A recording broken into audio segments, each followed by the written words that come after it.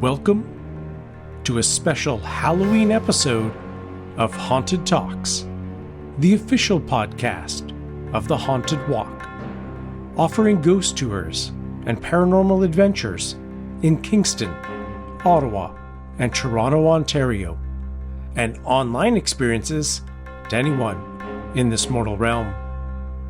My name is Jim Dean. I am the creative director, and it is my privilege to be your haunted host.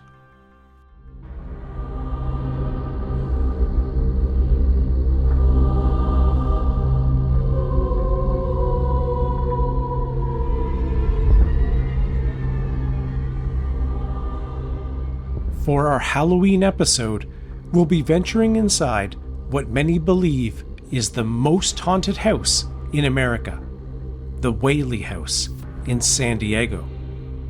Built in 1857 on former execution grounds by Thomas Whaley, this home became the site of both his family's successes and profound tragedies. Visitors and staff report encounters with a cast of spectral figures, including Yankee Jim Robinson, whose execution Whaley witnessed before purchasing the property, as well as members of the Whaley family who met untimely ends within its walls. The home's layered history as a family residence, courtroom, theater, and scene of both violent and personal loss has created a unique, eerie atmosphere that many believe keeps the spirits of its past firmly rooted in the present. Our guest today will share his first-hand experiences with these hauntings and describe the eerie encounters visitors report today, some involving physical attacks and sightings of apparitions. Blow out the candle in your jack-o'-lantern, turn the lights down low, and settle in to hear stories from one of the most active hauntings in the world. But before we get to that, as Halloween night falls, I want to remind you that our Halloween season isn't over yet. Our in-person experiences continue through Saturday, November 2nd, and many go on throughout November. So if you're looking to keep the Halloween spirit alive a little longer, there's still time to join us. And for those who want to get in on the Halloween fun from afar, including one listener who wrote this week from Minnesota, check out The Haunting at Home, our online paranormal adventure, or gather around our virtual haunted campfires featuring some of the best ghost storytellers in the world. Information on our in-person ghost tours and paranormal adventures in Kingston, Ottawa, and Toronto, as well as our online experiences, can be found on our website, hauntedwalk.com. I would also like to take a moment to thank everyone who has joined us this Halloween season. Your support during this important time of the year means so much to us. It keeps us in business and allows us to do what we love. A huge thank you as well to our dedicated and talented team of tour guides and storytellers who truly are the heart and soul of the Haunted Walk. They've worked tirelessly all month to bring our stories to life and create extraordinary experiences for our guests. We could not do it without them. And of course, a heartfelt thank you to you, our Haunted Talks listeners.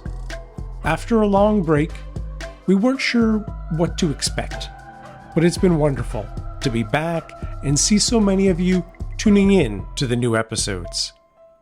If you would like to give us a little Halloween treat, please recommend the show to anyone you know who loves ghost stories, unsolved mysteries, and all the fun kinds of topics we explore here. And if you really want to make us happy, like when you were a kid and got a full-sized chocolate bar while out trick-or-treating, please subscribe, rate, and review the show wherever you listen. We read every single one of them, and it is always awesome to hear from you. You can also always connect with us on Facebook, Instagram, and TikTok, all three at Haunted Walk.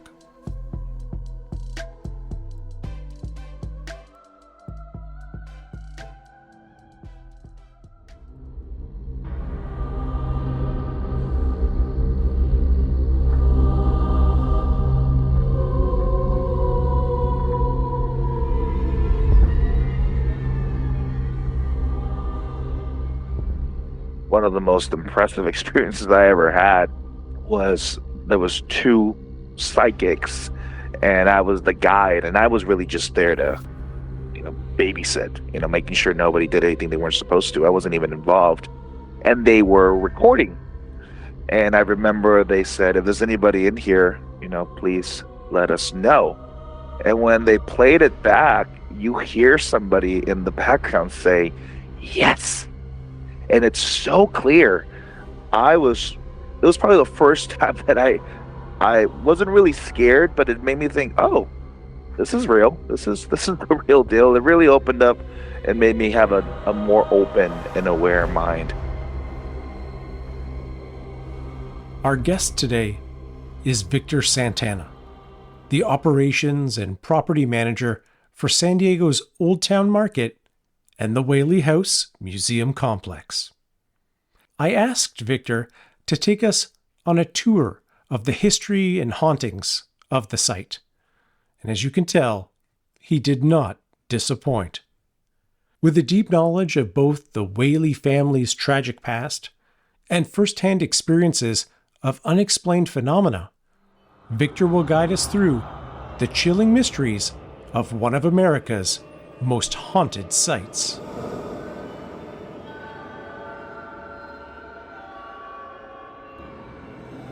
I am originally from Tijuana, Mexico, which is the border town of San Diego. And the oldest part of San Diego that we know as Old Town San Diego is currently a tourist area, which is what was the starting point of we know now downtown San Diego to be. And that is where the Whaley House is located. When this must have been back in November of 2000, I was looking for volunteer opportunities in the area, and being that I was in another country, I was looking for opportunities that would help me increase my English as a second language skills. So I discovered a volunteer position here at the museum, and I started volunteering on Sundays. I would take public transportation after crossing the border every day, and I would go and volunteer and start getting a little bit more assimilated with not just the English language, but also the Whaley and San Diego history. And that's kind of how everything started. I am currently the operations manager for Old Town Trolley's San Diego attractions, and one of them is the Whaley House Museum. The building itself is a Greek Revival style building made out of brick that was built during the Victorian time period. There are two sections to the building. The first section was completed in 1856, and it was meant to be a rat-proof granary. It was built by Thomas Whaley, who was originally from New York, and he came out to the West Coast during the gold rush, originally landed in San Francisco, and eventually made his way down to San Diego.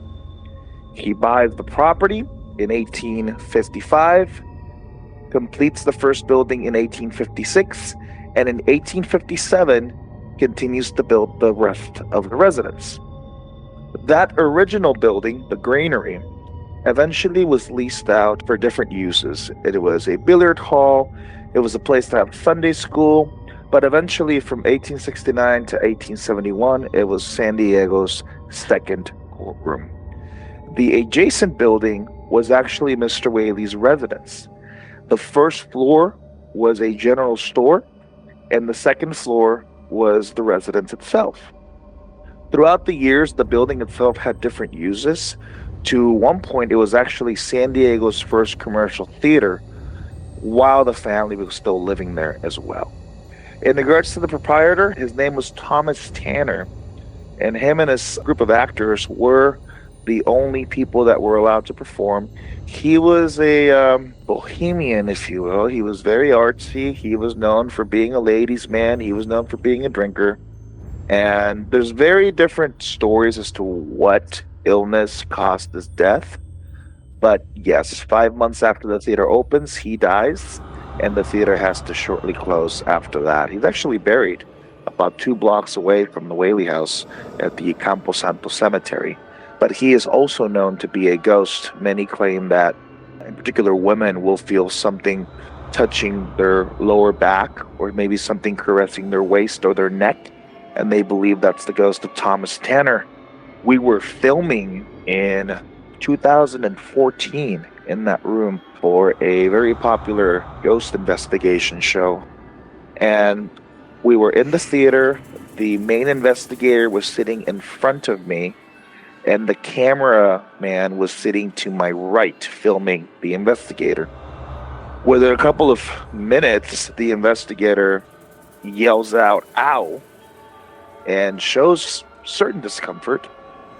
He reaches to his back, he pulls up the back of his shirt, and you could see 3 scratch marks on that back. And my first thought was, oh, they probably made this up. The interesting part is when the camera guy saw that, in that moment, he showed us the replay of what he had just recorded. And sure enough, you could see a white streak of light go down this gentleman's back, and immediately after that, you hear him react. So something got close to this guy and scratched him. Not to the point where it became very aggressive or violent, but enough to make us notice.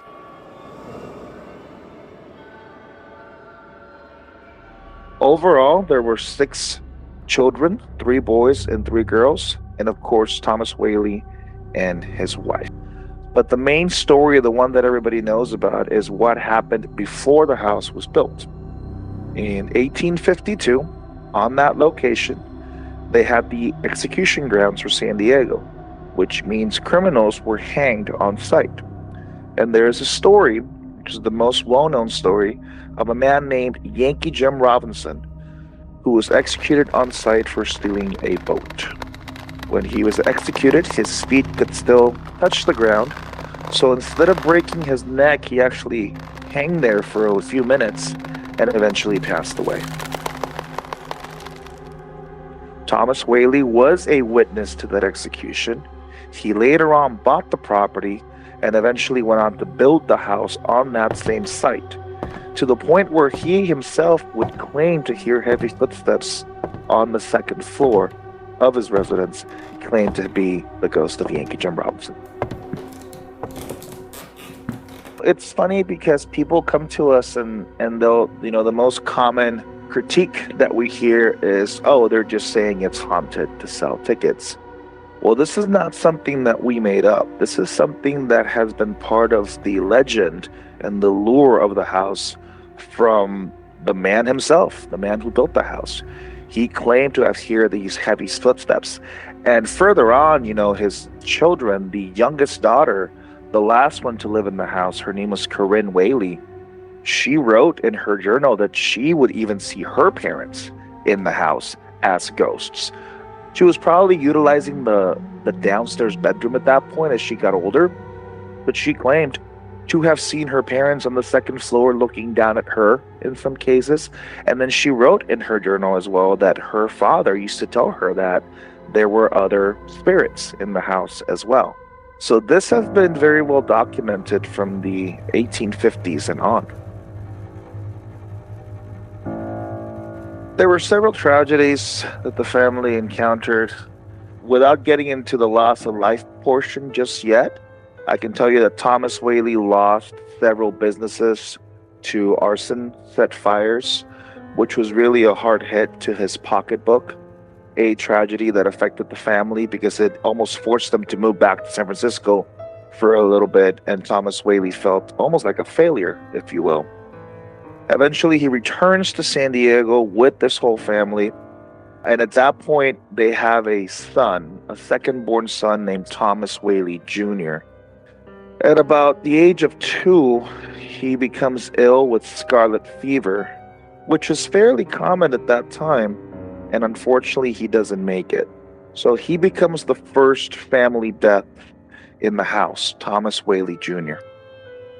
Later on, one of the daughters, Violet Whaley, gets married in her early 20s, and shortly after the wedding, the husband, his name is George Bertolacci, he disappears. He is nowhere to be found. Later on, Violet Whaley receives a letter from George where he tells her that he had lied to her about his background.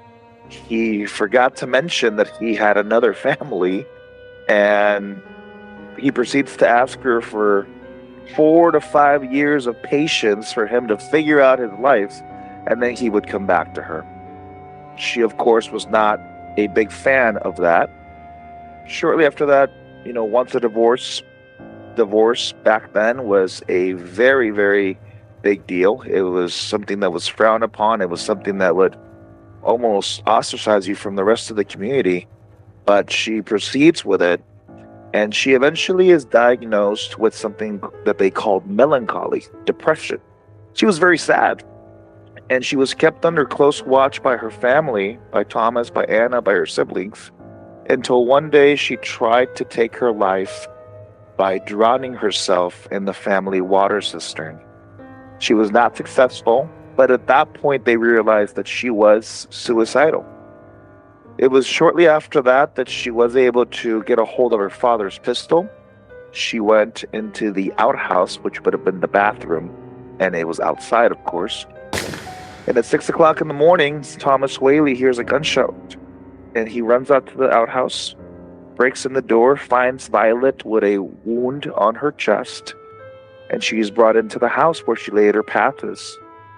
It is believed that Violet shot herself in the chest due to her depression, and many guests claim that when they walk around the property, they will feel overwhelming sadness, and they believe that is the ghost and the emotions of Violet Whaley. Those are the two direct family tragedies. There is another one of a great-granddaughter. Her name was Marianne Reynolds.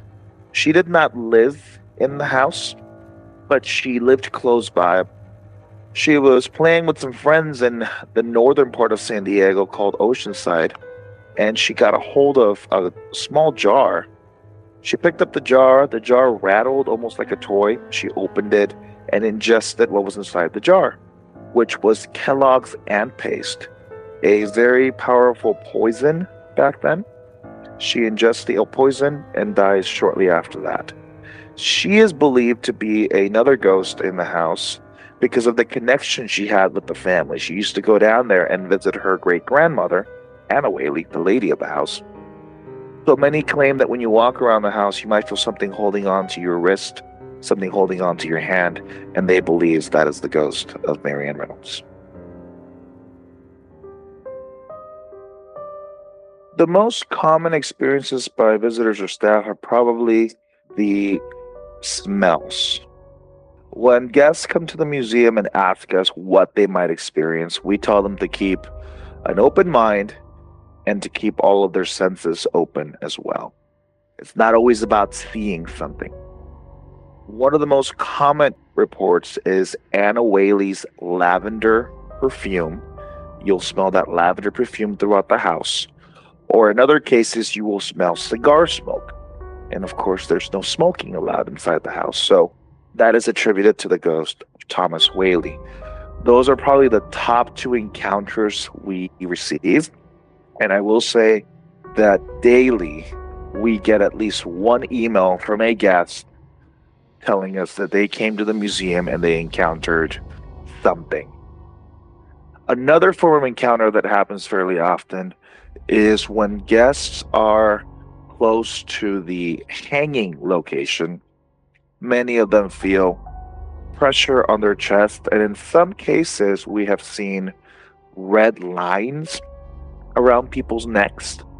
There's no pain associated with it, but you will see a red mark around their neck, which is very interesting.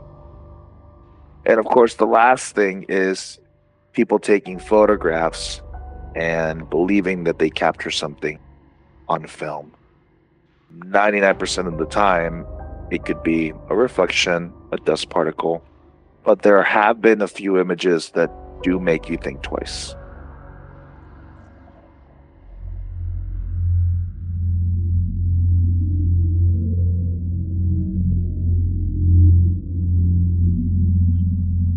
The first visual encounter that was ever reported, officially, if you will, outside of the Whaleys themselves, was probably in the 60s or so. There was a gentleman that started his career here in San Diego as a news anchor. His name was Regis Philbin. And Regis Philbin started his career as a host on television here in San Diego. And him, a good army buddy of his, and a psychic decided to stay the night in the Whaley House. We're talking mid to late 60s. And Regis himself claimed to have seen a woman in a green dress in the Whaley parlor. And many believe that was the ghost of Anna Whaley, the lady of the house. Until his dying day, he would bring this story up so many times and swear that he was positive he saw a woman. I'm back here for the first time in Old Town San Diego, and going by the Whaley House, which I can't wait to get into. I was so convinced that there was something there in this white thing that was floating in front of me. After that story became popular, we would get a lot of other comments from police officers. Police officers being called to the scene of the Whaley House where somebody saw a woman crying in the back of the property. Many of them would show up on site and would see a woman in the back and approach her and ask her if she was okay. They would describe her as someone in a green or light blue dress. And when they would approach her, she would look at them and disappear.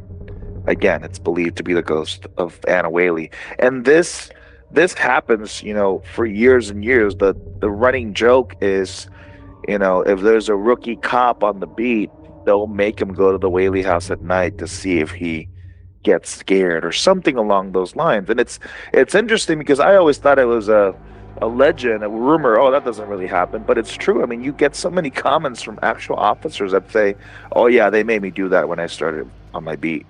Some of them would actually report seeing a woman back there. Other accounts of people actually seeing a spirit, they'll see a man with piercing blue eyes, that's the description, looking down at them from the second floor down the staircase to the first floor, and that is believed to be the ghost of Thomas Whaley. In regards to Yankee Jim Robinson, we know that many describe him as a tall man with a disheveled appearance. He is sometimes seen on property. Many think that he's wearing a red shirt, and it is documented that when he was executed, he was wearing a red shirt. We have a few items that actually belong to the Whaley family. One of them is Anna Whaley's rocking chair. And that rocking chair will definitely move on its own. This has been very well documented for years. That rocking chair will start going back and forth after nobody's touched it, to the point where, we sometimes will go back and look at cameras because we now have surveillance at the museum. We have seen a portrait not fall off the wall, jump off the wall. It's really interesting to see it. We came in one morning and we saw a painting that had fallen. We're like, oh, it fell. The nail gave it some explanation. And when I looked at the video, you see the portrait actually, I hate to use the term fly off, but almost fly off maybe a foot or two off the wall and then fall. That was kind of hard to explain. The other thing is, as guests walk around, they'll often report hearing crying, and that's associated to the ghost of Thomas Whaley Jr., the baby of the house. We also do a lot of overnight paranormal investigations or private tours, meaning that guests can buy a ticket, and we limit it to about 8 people or so, and they get to be in the museum from 10:30 at night to 12:30 in the morning using our paranormal investigation equipment, and they get to walk around with it, and sure enough, we have a lot of readings. People like to do EVP sessions. So when they ask questions and record, they'll play back those EVP sessions. And sure enough, you'll hear responses. The REM pod, I don't know how many of your listeners are familiar with the REM pod, but it is a device that is not only visual with lights, but also audio. You set up in a location that wouldn't have a lot of foot traffic. And if something energy-wise gets close to it, you will hear it go off, almost like an alarm, and you'll see lights go off as well. It's not supposed to go off unless something gets close to it. So obviously, if it's in a room where there's no foot traffic, it's always interesting to see it do that. At the end of the day, you're looking out for a historic property that has a lot of value to the community culturally. It's a theater, it's a courtroom, it's a general store. It is in the oldest part of San Diego. So when you take away the haunted element itself, it's a pretty big responsibility. You're basically taking care of history. But a big attraction to the property is the haunted element. And I have grown to understand it and be open to it. I am not a ghost hunter. I am not somebody that goes in there looking for it. For me, it is a career that I have been, doing for 24 years now. In some capacity, I have been involved with that museum for the last 24 years. And it is part of my job to ensure that we give the best guest experience, and at the same time that we are able to continue to share the stories of the family to San Diegans and people that come to visit us from all over the world. So I am very open to it. I love to talk to people when they come up to me and say, hey, I was here 10, 15 years ago, and now they come back and they bring their kids because they want to show their kids, the same thing they saw. The common question is, have you seen anything? And I can't say that I have seen a spirit, but I've definitely been in situations where I'd like to leave the property sooner rather than later.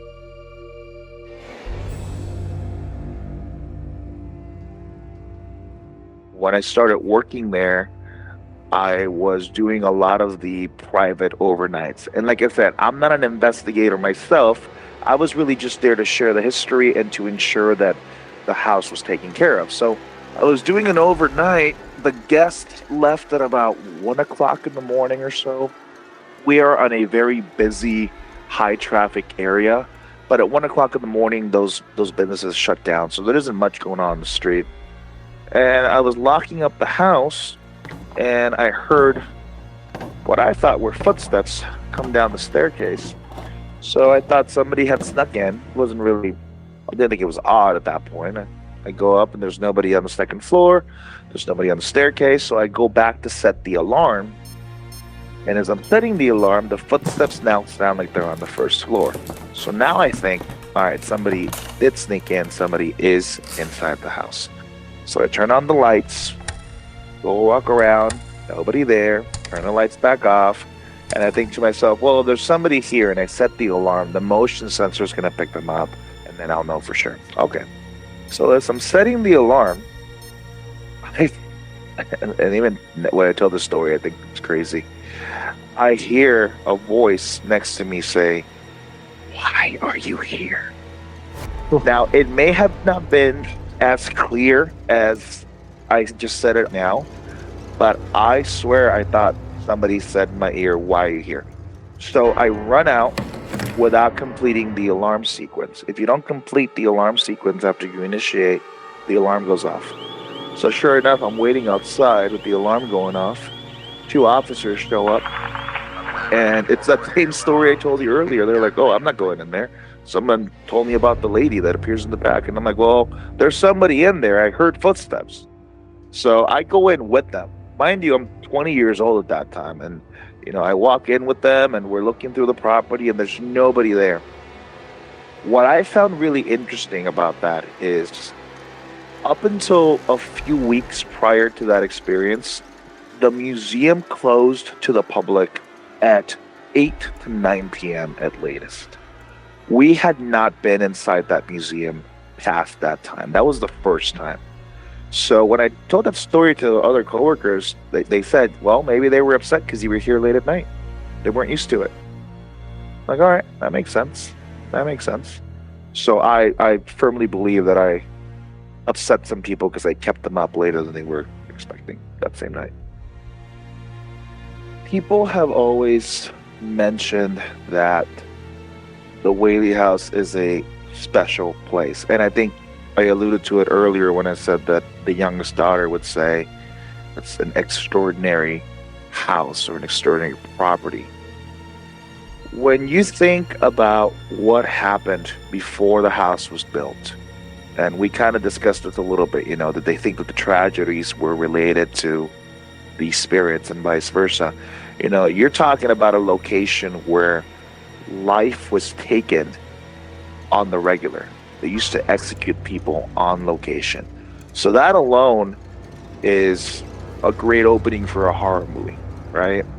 So when you think about it that way, and then you look into what happened to the family and the connections they had, from Thomas Whaley witnessing the executions to Violet Whaley committing suicide and Thomas Whaley finding her and bringing her in the house and her dying in the house, or even the little girl that ingests the ant poison. It's bad luck, right? It's an energy that started before the family had even considered living in that location. If I had to speculate, I think energy is a great cause for any one of these paranormal, ghostly experiences that people have. Whether it's the energy that's coming from the property or the energy that those that experience the hauntings, those guests could have. And when you put two and two together, that's a lot going on for one location. Are there other locations in the area that are known to be haunted? Yeah, you're talking about the oldest site in San Diego. We're in the middle of a state park with 2 or 3 original buildings. I am sitting in one right now. I am sitting in an old convent from the 1920s. My office is the Mother Superior's office from back then. I have a cross on my door. And I get to be here sometimes late into the evening when there's nobody else around, or early in the morning. Doesn't always happen in the evening. It can happen early in the morning too. It's just that energy, and keeping that open mind, I think, is the most important thing. And I know I repeat that a lot, but that's what I tell everybody. Keep an open mind. You cannot be closed off to anything because you never know. San Diego is rich in haunted history, going all the way from the different cemeteries we have to the Hotel del Coronado, which is a world-known hotel, to, the Villa Montezuma, which is another Victorian house that used to have concert seances by a gentleman named Jesse Shepard. These are some of the better-known ghost stories here locally, but they all have their different backstories. And like I said earlier, we have the backstory of the executions at the Whaley House, which is a perfect setup for everything that happened afterwards. Please go see us online at Whaley House San Diego. And we have 3 different options for tours. We have our daytime self-guided tour, our evening guided tour, and of course the paranormal investigation. We are open 363 days a year, so please come and see us.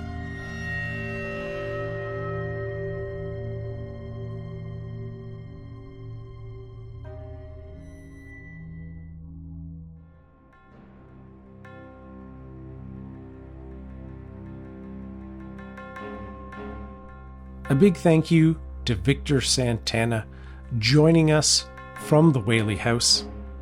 I always find it fascinating to speak to people, particularly with no obvious paranormal interest, who end up working at very notoriously haunted sites. It's always interesting to see how the mindset or attitude of people can change after working at these haunted locations. Suddenly, skepticism is replaced by curiosity.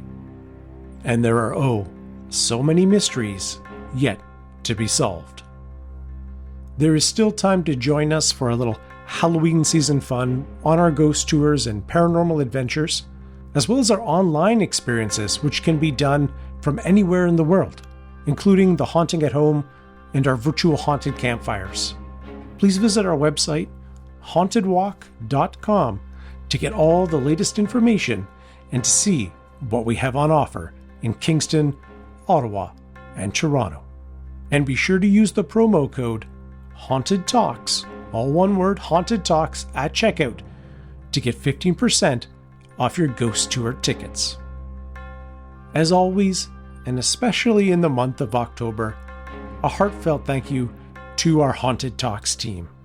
Producing 5 episodes in 5 weeks is never easy at the best of times, and it's my privilege to work alongside Michelle Dennis, our outstanding audio editor, and Brittany Boss, who has researched and written many of the episodes. Please be sure to subscribe, rate, and review the show wherever you listen. Wishing you all sweet dreams and a very happy Halloween.